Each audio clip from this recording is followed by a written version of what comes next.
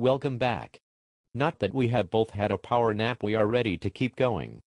Tika, you said you had a second favorite moment of the week. What was it? Gigi feeding her sister rancid mayo on her burger. Granted, her retching repeatedly doesn't begin to repay her for the hell she has put everyone, including the audience, through, but it was a nice start. It was also nice to see Gigi finally realize she shouldn't keep rolling over and playing dead for the skank.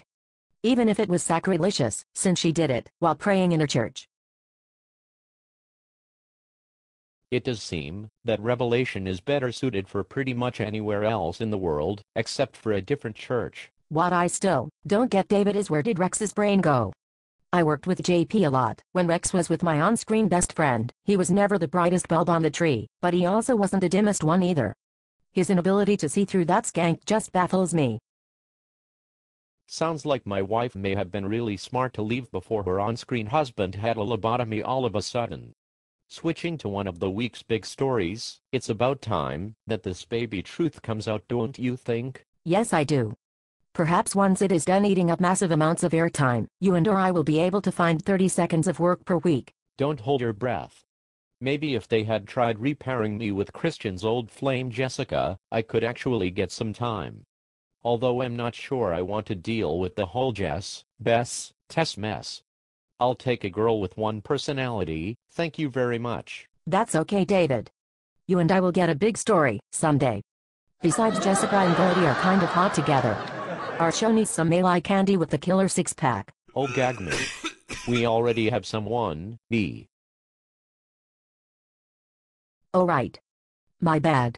I meant some six-pack eye candy in an, uniform. Chris could be a cop. Take up for his brother. That way maybe he could at least have to stand around in some more scenes. Landview doesn't need more cops. It has the great Super Jean who can now knock 2 guards unconscious while wearing a straitjacket and then wiggle his way out of said jacket. Crap. Chris cannot compete with that kind of magical power. So how much do you want to bet Super John will single-handedly save Todd, Marty, Blair, and Taya from that sociopath Powell? That's a sucker's bet. I'll pass.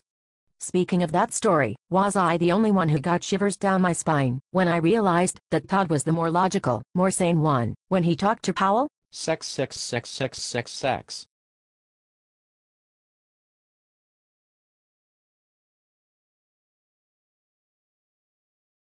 Were you getting bored, David? No, I've just wanted to try that once, since I saw Hola do it.